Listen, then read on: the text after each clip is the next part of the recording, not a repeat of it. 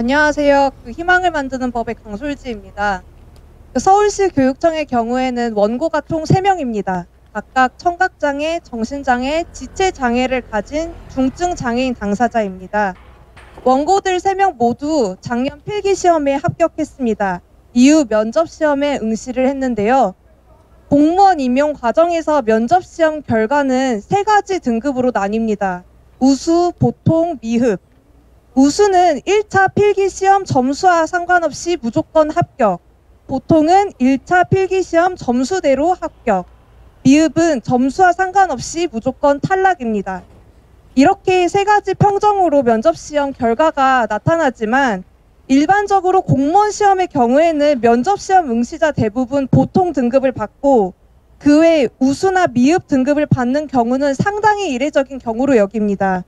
특히 필기시험 점수 등수가 선발 인원 1배수 이내에 들었지만 면접에서 미흡 등급을 탈락했다는 경우는 분명 존재하지만 극히 적은 수라고 일반적인 공무원 응시생 사이에 알려져 있습니다. 공무원 시험을 준비하는 대부분의 응시자들은 면접을 여간 망친 것이 아니라면 본인이 미흡 등급을 받을 거라고 생각하지 않고 서로에게도 그렇게 얘기하고 있습니다. 그렇지만 장애인 모집 구분 전형에서는 상황이 다릅니다. 원고들이 응시한 이 사건과 같은 경우에는 필기시험 점수로는 최종 합격선을 상회하지만 면접에서 미흡 등급을 받아 떨어지는 사람이 상당히 많습니다. 면접시험이 상당한 장애물로 작용하고 있는 것입니다. 이 사건의 경우에도 그렇습니다. 서울시 교육청 임용시험에서 필기시험을 합격하여 면접시험을 응시한 장애인 응시생은 총 19명인데 이 중에서 8명이 미흡 등급을 받았습니다. 42%에 달하는 인원이 미흡을 받은 것입니다. 앞서 말씀드린 것처럼 면접에서 미흡을 받으면 1차 점수와 상관없이 필기 점수와 상관없이 무조건 탈락합니다. 심지어 이 사건의 경우에는 면접시험 응시자 수가 선발 인원에 미달해서 보통 등급을 받기만 한다면 합격을 할 수 있었던 상황이었습니다. 원고들은 장애인 구분 모집 전형과 일반 전형에서 면접시험에서 미흡 등급을 받아 탈락하는 인원이 비율이 이렇게 상당히 다른 점에 대해서 의문을 품고 이 사건을 제기했습니다.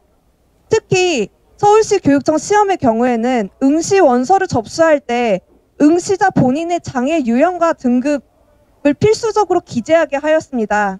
사전에 장애 유형과 등급에 대한 정보를 수집하는 것은 각 응시자의 장애에 대한 편견과 선입견이 임용 과정 전반에 작용할 수